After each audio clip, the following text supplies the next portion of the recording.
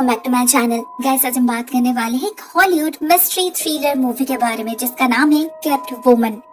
ये फिल्म 2015 में रिलीज हुई थी। ये एक टीवी मूवी है डायरेक्टेड बाय मिशेल पॉलेट। IMDb पर इस फिल्म का रेटिंग है 6.3 आउट ऑफ 10 और 94% गूगल यूजर ने इसे लाइक किया है। दोस्तों, ये फिल्म एक ट्रू स्टोरी पर बेस्ड है, लेकिन पहले हम इस फिल्म के स्टोरी लाइन को जानेंगे और उसके बाद बात करेंगे इस फिल्म के पीछे छुपे सच्ची कहानी के बारे में। तो चलिए अभी इस वीडियो को स्टार्ट करते हैं। ये कहानी है एक young couple Jessica and Ivan के बारे में। एक साल पहले ही उनकी एंगेजमेंट हुई है। उन लोगों ने एक साथ रहना शुरू किया है और एक ऑलमोस्ट परफेक्ट लाइफ लीड कर रहे हैं वो लोग। जेसिका एक फ्रीलांस ग्राफिक डिजाइनर है, इवान एक 9 to 5 ऑफिस गोअर है। तो एक साथ बिताने जैसा वक्त उन्हें ज्यादा तो नहीं मिलता, मगर जब भी मिलता है वो लोग निकल पड़ते हैं क्वालिटी टाइम स्पेंड करने। एक दिन ऐसे ही बाहर कुछ घंटे बिताने के बाद वो लोग जब घर लौटते हैं, उन्हें पता चलता है उनके घर में चोरी हो चुकी है। कमरे के अंदर सारी चीजें बिखरे पड़े थे, कपड़े, फर्नीचर, बर्तन और खाली ज्वेलरी बॉक्सेस भी। ऑफ कोर्स अंदर से ज्वेलरीज गायब थे। इतना ही नहीं, जब इतना सब कुछ देख के जेसिका और इवान धीरे धीरे कमरे के अंदर गए तो उन्हें पता चला वो चोर अभी गया नहीं, वो तब भी वहीं पर था और उन्हें चाकू दिखाकर उनका पर्स और रिंग भी छीन लिया। अचानक इस हादसे से जेसिका बहुत अपसेट हो गई। इवान तो फिर भी संभाल लिया, पुलिस स्टेशन जाकर रिपोर्ट लिखवाया, अपने कॉप दोस्त को कॉल करके घर बुलाया, लेकिन जेसिका सारी होप छोड़ चुकी थी। शहर के बीचों बीच ऐसे एक जगह में अगर वो सेफ नहीं तो उनके लिए शहर से दूर जाना ही ठीक होगा। जेसिका इतनी नर्वस और इनसिक्योर फील करने लग जाती है कि वो उसी रात सामान पैक कर लेती है और कहीं और शिफ्ट करने की डिसाइड भी करती है।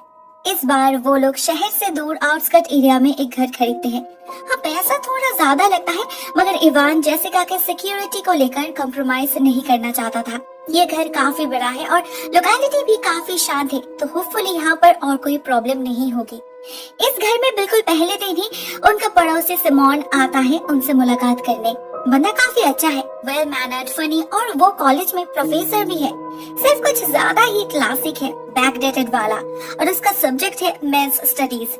अब ऐसे एक वियर्ड सब्जेक्ट के बारे में जेसिका ने तो पहले कभी नहीं सुनी, तो वो हंसने लग जाती है, जो कि काफी रूड लगता है। लेकिन सिमोन कुछ भी माइंड नहीं करता, उल्टा वो उन्हें काफी एक महंगी वाइन बॉटल गिफ्ट करता है और थोड़ा हाई हेलो करके दरवाजे से ही निकल जाता है। बुलाने पर भी घर के अंदर नहीं आता। Nice guy. Next morning Ivan सुबह सुबह काम पर निकल जाता है। जेसिका भी अपने प्रोजेक्ट को लेकर बैठ जाती है, मगर हमें पता चलता है जेसिका बाय पैशन एक वानाबी डिटेक्टिव भी है। वो अपने कुछ पार्टनर्स के साथ मिलकर ऑनलाइन उन मिसिंग पर्सन केसेस को सॉल्व करने की कोशिश करती है जो सालों से अनसॉल्व्ड है। आज भी उसका एक दोस्त ऑस्कर उसे ऐसे ही एक केस के बारे में इन्फॉर्म करता है और वो अपना काम छोड़कर उसमें बिजी हो जाती है। वक्त का पता ही नहीं रहता उसे। तो जब पूरा दिन काम करने के बाद इवान घर लौटता है, वो थोड़ा सा नाराज हो जाता है। सिर्फ जेसिका के लिए वो इतना प्रेशर ले रहा है, एक ऐसा जॉब कर रहा है जो उसे बिल्कुल भी पसंद नहीं, और जेसिका है कि फालतू में टाइम वेस्ट कर रही है, एक दूसरे लड़के के साथ पूरा दिन चैट कर रही है। इस बात को लेकर उन दोनों में थोड़ी बहुत कहासुनी हो जाती है, लेकिन वो सॉल्व भी हो जाती है बहुत जल्द। नेक्स्ट मॉर्निंग जेसिका अपने और एक गलती को सुधारती है। वो सिमोन से जाकर अपने बिहेवियर के लिए माफी मांगती है और उसे नेक्स्ट वीक डिनर पे इनवाइट भी करती है। उस दिन जब सिमोन जाता है उनके घर, तो उसे पता चलता है जेसिका के हॉबी के बारे में। जेसिका उसके घर में ना जाकर ही बता देती है कि उसके घर में सेलर है, क्योंकि वाइन बॉटल्स के ऊपर बहुत धूल जमा हुआ था। सिमोन के पास वाइन बॉटल्स की एंटीक कलेक्शन थी। उसे सब कुछ बहुत पुराना पसंद था, ओल्ड कल्चर, वैल्यूज, लाइफस्टाइल। वो बंदा ही जैसा 70s का था, लेकिन इतने अच्छे बंदे की किस्मत बिल्कुल फूटी है। बेचारे की कोई गर्लफ्रेंड ही नहीं। इवान को तो सिमोन बहुत पसंद आया था, मगर जेसिका को पता नहीं क्यों शक हो रहा था। सिमोन ने कहा वो किसी को डेट नहीं कर रहा, तो फिर उससे लेडीज परफ्यूम की स्मेल क्यों आ रही थी?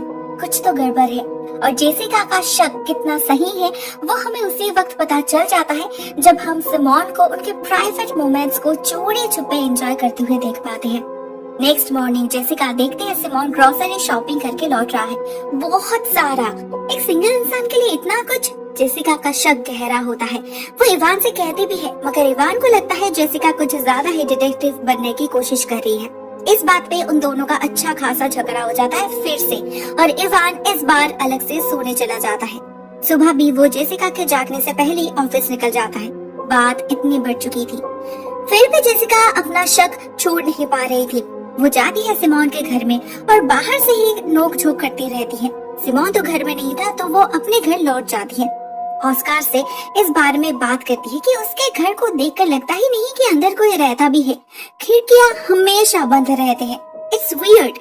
कुछ देर बाद सिमोन घर लौटता है और वो अपने सीसीटीवी फुटेजेस में देखता है कि जेसिका आई थी। इमीडिएटली वो उसे कॉल करता है और कुछ इम्पोर्टेंट दिखाने के लिए उसके घर में इनवाइट भी करता है। जेसिका को अजीब तो लगता है लेकिन उसे उसका घर देखना था। ये बंदा कुछ तो छुपा रहा है, तो वो उसी वक्त जा पहुंचती है उसके घर में, इवान को कुछ इन्फॉर्म किए बिना ही। सिमोन उसे वेलकम करता है और उसे वो फुटेजेस दिखाता है। अब जेसिका आई तो थी कुछ और कारण से, लेकिन इस बंदे ने उस नोक-झोंक का कुछ और ही अलग सा मतलब निकाल लिया। सिमोन को लग रहा था कि जेसिका नोक-झोंक इसीलिए कर रही थी क्योंकि वो सिमोन के साथ रहना चाहती है।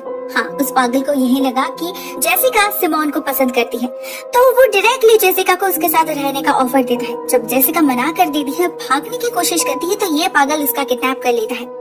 जेसिका बेहोश हो चुकी थी। जब उसका सेंस लौटता है तब वो खुद को सिमोन के बेसमेंट पे पाती है, जिसे बिल्कुल ओल्ड डेज की तरह डेकोरेट किया गया था। एक रॉबिन नाम की लड़की उसका वेलकम करती है, जो भी बहुत ही बैकडेटेड कपड़े पहनी थी। दरवाजे पर पासवर्ड सिक्योर्ड लॉक लगा हुआ था, जिसका कोड सिर्फ और सिर्फ सिमोन जानता है। जेसिका तो चिल्लाने लग जाती है, चीजों को तोड़ फोड़ करने लग जाती है और इसी बीच सिमोन आ जाता है। सिमोन उसे शांत होने के लिए कहता है क्योंकि चिल्लाने से कोई फायदा नहीं। ये जगह कम्प्लीटली साउंड प्रूफ्ड है और डबल सिक्योर्ड भी। अगर जेसिका ने उसे मारने की कोशिश भी की तो उसे भी सिमोन के साथ यहाँ पर ही मरना होगा। इससे बेहतर यही है कि वो इस रियलिटी को एक्सेप्ट कर ले, जैसे रॉबिन ने की है।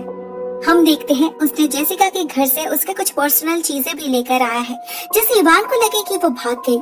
वो जेसिका को कुछ ड्रेसेस खरीद कर देता है, रॉबिन की तरह, और एक टाइपराइटर भी, जिससे वो अपनी किताब लिख सके। मगर जेसिका इनमें से कुछ भी करने के लिए राजी नहीं होती। उधर तब तक इवान भी घर लौट चुका था। घर में जेसिका को ना पाकर वो उसे कॉल करता है, मगर जेसिका का फोन उसे घर में ही मिलता है, तो वो सिमोन से पूछने जाता है। मगर सिमोन कहता है कि जेसिका को उसने दोपहर के बाद देखा ही नहीं, तो वो कुछ अपसेट लग रही थी। घर में उसके कपड़े भी नहीं थे और इवान को उनका फोटो फ्रेम भी टूटा हुआ मिलता है। इवान को लग तो रहा था कि शायद जेसिका भाग गई होगी, मगर फोन वो क्यों घर पर रख के गई। वो अपने पुलिस दोस्त टायलर से सब कुछ शेयर करता है और वो लोग इस बारे में ऑस्कर से पूछताछ करने जाते हैं। वो तो कुछ जानता ही नहीं, मगर वो सिमोन के बारे में पता करने की प्रॉमिस जरूर करता है, क्योंकि जेसिका बार बार इस सिमोन के बारे में कह रही थी। उधर बेसमेंट में हम रॉबिन और जेसिका की दोस्ती होते हुए देखते हैं, मगर जेसिका उसे समझाने की कितनी भी कोशिश की न कर ले कि यहाँ से उन्हें भागना होगा, मगर रॉबिन यहाँ से भागने की सोच तक नहीं पा रही थी। वो पिछले कई सालों से यहाँ पर है। पता नहीं सिमोन ने उसे क्या समझाया है। रॉबिन इसी बेसमेंट को अपना घर मान चुकी है। असल में सिमोन को लगता है बाहर की दुनिया बहुत खराब है, लड़कियों के लिए अनसेफ है। पहले सब कुछ ठीक था, लड़के काम करते थे, लड़कियां कुकिंग करती थी, घर संभालती थी, उस वक्त के कपड़े भी एलिगेंट थे, तो वो अपने इस छोटी सी दुनिया को उसी तरह सजाना चाहता है। रॉबिन उसकी स्टूडेंट थी। उसे किडनैप करने के बाद उसने रॉबिन को भी यही कहकर ब्रेन वॉश किया है। इनिशियली उसने भी बहुत चिल्लाई, भागने की कोशिश की, मगर धीरे धीरे उसे भी लगने लगा कि सिमोन उससे प्यार करता है और यही उसकी दुनिया है।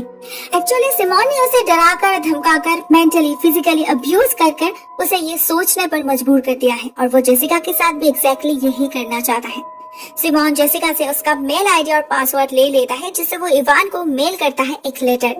इस लेटर का मतलब है जेसिका अपनी मर्जी से किसी और मर्द के साथ भाग गई है और वो नहीं चाहती कि इवान उसे ढूंढने की कोशिश तक करे। उधर जेसिका के ऊपर उसका टॉर्चर भी शुरू हो चुका था। वो उसे फोर्सफुली अपने इस फैमिली का हिस्सा बनाना चाहता था।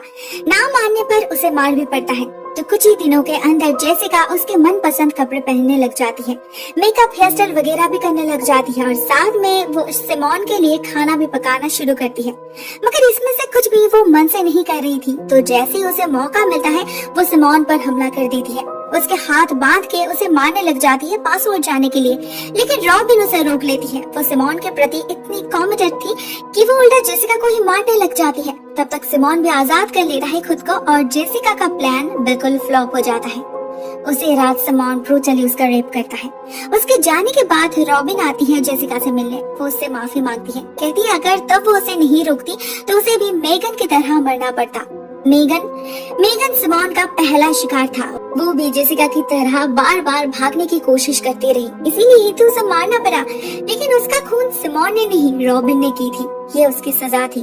उसने मेगन को रोकने की अनफ कोशिश तो नहीं की जब वो भाग रही थी। वो जेसिका को भी वैसे ही मारना नहीं चाहती थी, इसीलिए उसे रोक लिया समय रहते। कुछ दिन बीत जाते हैं और हम देखते हैं सिमोन इस सबके बीच इतना कॉन्फिडेंट फील कर रहा था कि वो खुद जाकर इवान को अपने घर ले आता है बेटर फील करवाने के लिए। जेसिका के जाने के बाद इवान बहुत ही डिप्रेस्ड रहने लगा था। कैसे उसे कोई भी खबर नहीं मिल रही थी उसके बारे में, और इवान के इसी हेल्पलेसनेस को एंजॉय कर रहा था सिमोन। घर के ऊपर क्या चल रहा है ये बेसमेंट में बैठे जेसिका और रॉबिन देख सकते थे। तो जब इवान आता है, जेसिका बहुत कोशिश करती है उस तक हिंट पहुंचाने की, चिल्लाती है, आवाज करती है, मगर कुछ नहीं होता। उल्टा सिमोन उसे डराता है कि अगर जेसिका ने भागने की कोशिश भी की तो वो उसे नहीं बल्कि इवान को जान से मार डालेगा। इस बात के बाद जेसिका उससे और आर्ग्यू नहीं करती, चुपचाप वो जो कहता है मानने लगती है। हम देखते हैं वो रेगुलरली सिमोन के साथ इंटीमेट भी होने लगी है। शायद वो समझ चुकी है इसे शांत रखना ही बेहतर है। ऐसे ही कुछ महीने बीत जाते हैं। हम इवान को देखते हैं, वो जेसिका को इतने दिनों से पागल की तरह ढूंढ कर थक चुका है। फाइनली उसने बिलीव कर लिया है कि शायद जेसिका सच में ही उसे छोड़कर चली गई। तो वो भी मूव ऑन करने की सोचता है, जिसके लिए सबसे पहले वो इस घर को बेचकर शहर में वापस जाना चाहता है। सिमोन को ये देखकर तो और मजा आ जाता है। उधर उसके घर में कुछ और ही खिचड़ी पक रही थी। सिमोन जेसिका को ज्यादा प्रेफरेंस दे रहा है, ये रॉबिन सहन नहीं कर पा रही थी। उसे लगने लगता है कि जेसिका इस घर को तोड़ रही है, उससे सिमोन को छीन रही है। जेसिका उसे समझाती है ऐसा कुछ नहीं है, वो जो भी कर रही है वो मजबूरन कर रही है, मगर रॉबिन नहीं सुनती। वो इसका बदला लेने की प्लान बनाती है। वो उसी रात सिमोन से कहती है कि जेसिका ने उससे कहा है कि वो अभी भी इवान से ही प्यार करती है और वो बहुत जल्द यहाँ से भागने की फिर से कोशिश करेगी। सिमोन ये सुनकर उसी वक्त जेसिका को बुलाता है और उससे पूछता भी है, मगर जेसिका ने तो ऐसा कुछ कहा ही नहीं। सिमोन को समझने में देर नहीं लगती कि मामला क्या है। रॉबिन को तो नहीं पता सिमोन जब बेसमेंट में नहीं रहता तब भी उसकी नजर इन दोनों पे रहती है। ये लोग क्या कर रहे हैं, क्या बोल रहे हैं, सब कुछ वो ऑब्जर्व करता रहता है। सिमोन ये भली बात ही जानता था कि रॉबिन जेसिका से जल रही है, इसीलिए वो झूठी ब्लेम्स डाल रही है उस पर। सिमोन झूठ बिल्कुल भी बर्दाश्त नहीं कर सकता, तो वो उसी वक्त रॉबिन का गला काट देता है जेसिका के सामने। उसके बाद उसके शरीर को छोटे छोटे टुकड़ों में काट कर डिस्पोज कर देता है, ठीक वैसे ही जैसे उसने सालों पहले मेगन के साथ किया था। डर से जेसिका की हालत खराब हो चुकी थी। ये इंसान है या कोई जल्लाद? दूसरी तरफ हम जेसिका के फ्रेंड ऑस्कर को देखते हैं। वो इतने दिनों से सिमोन का बैकग्राउंड चेक कर रहा था और रिसेंटली उसे एक क्लू मिला है। उसे पता चला है ये सिमोन जिस भी यूनिवर्सिटी में पढ़ाने जाता है वहाँ से कोई ना कोई लड़की जरूर गायब होती है।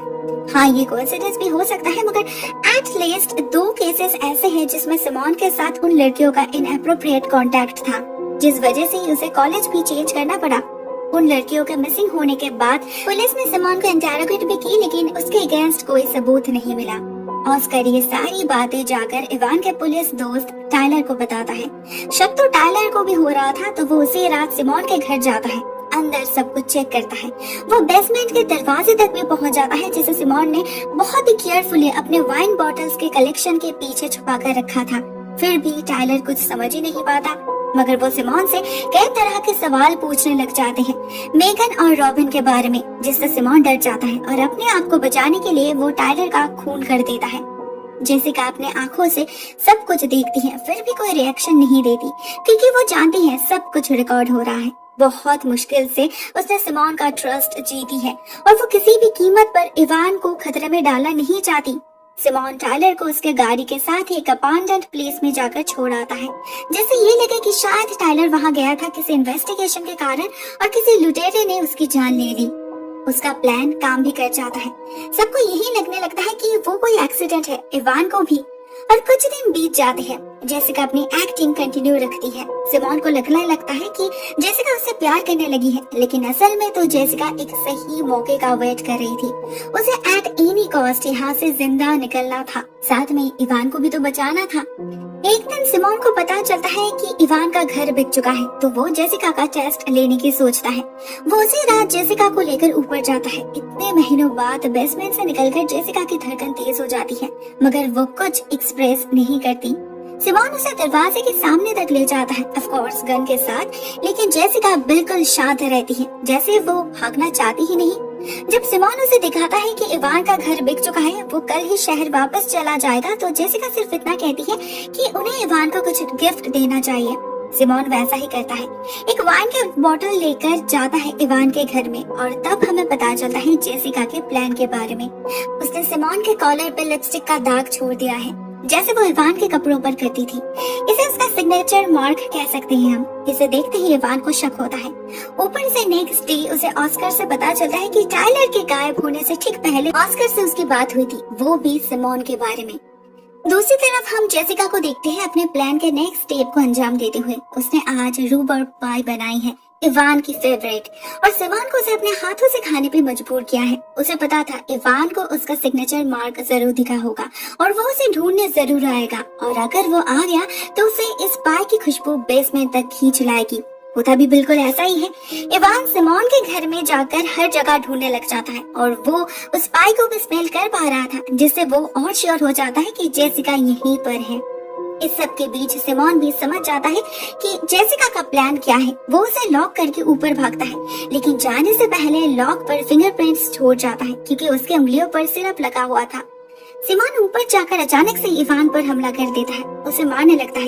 इधर नीचे बेसमेंट में जेसिका उन मार्क्स को देखकर पासवर्ड क्रैक करने की कोशिश करती रहती है। बहुत बार ट्राई करने के बाद फाइनली उसे सही कॉम्बिनेशन मिल जाता है और वो दरवाजा खोलकर ऊपर भागती है। तब तक सिमोन के मार से इवान की हालत खराब हो चुकी थी। उसके नाक और मुंह से खून बहने लगा था। जेसिका पीछे से आकर सिमोन पर हमला कर देती है, उसके आंखों में स्प्रे करती है और फाइनली उसे जान से मारने भी जाती है, मगर इवान उसे रोक लेता है। वो नहीं चाहता जेसिका कानून अपने हाथों में ले। सिमोन को सजा जरूर मिलेगी, लेकिन प्रॉपर प्रोसीड्यूर के साथ। नेक्स्ट सीन में हम पहुंच जाते हैं 1 साल बाद। मिलते हैं जेसिका और इवान से। वो लोग अभी बिल्कुल सुरक्षित है और उनकी बॉन्डिंग पहले से भी काफी ज्यादा स्ट्रॉन्ग हो चुकी है। हम जेसिका को देखते हैं, वो भी पहले से ज्यादा कॉन्फिडेंट है। उसे किसी तरह की इनसिक्योरिटी नहीं है और अभी वो जा रही है एक स्पेशल काम पूरा करने अकेले। हमें पता चलता है वो सिमोन से मिलने जा रही है, जो जेल में है। उसे मिला तो था डेथ पेनल्टी, लेकिन जेसिका ने पर्सनली अपील करके उसे डेथ पेनल्टी की जगह लाइफ लॉन्ग इम्प्रिजनमेंट दिलवाई है। सिमोन को लगा है कि जेसिका का प्यार है ये, लेकिन असल में जेसिका चाहती थी कि सिमोन भी फील करे एक प्रिजनर की लाइफ कैसी होती है, कैसे जेसिका और रॉबिन फील करती थी उस बेसमेंट में। आज भी वो यही देखने आई है। साथ में उसने अपने एक्सपीरियंस के ऊपर एक किताब भी लिखी है, जो वो सिमोन को गिफ्ट करना चाहती थी। उससे ये कहना चाहती थी कि यही उसका फेट है, उसे एक्सेप्ट करना ही पड़ेगा। बिल्कुल वही लाइन, वही सेंटेंसेस जो ये आदमी कभी जेसिका और रॉबिन से कहता था। ये कहकर जेसिका वहाँ से निकल जाती है और हम देखते हैं सिमोन पागलों की तरह उस किताब को किस करते हुए। लगता है उसका ऑब्सेशन अभी तक गया नहीं। दोस्तों, ये कहानी यहीं पर खत्म हो जाती है। इसे रियल स्टोरी पर बेस्ड तो कहा गया है, मगर इसका कोई डायरेक्ट रेफरेंस नहीं दिया गया। इसे हम मिशेल नाइट के स्टोरी से इंस्पायर्ड कह सकते हैं। मिशेल नाइट मतलब द क्लीवलैंड एब्डक्शन, जिसमें एक पागल आदमी ने 3 लड़कियों को किडनैप करके सालों तक उन्हें बंधे रखा, उन पर टॉर्चर किया और उन्हें प्रेग्नेंट भी कर दिया। उस पर भी एक फिल्म है, जिसकी लिंक आपको इस वीडियो के डिस्क्रिप्शन बॉक्स में मिल जाएगी। आज के लिए बस इतना ही दोस्तों। Thank you so much for watching this video. बहुत जल्द मिलते हैं एक और नए वीडियो के साथ। तब तक के लिए टेक केयर।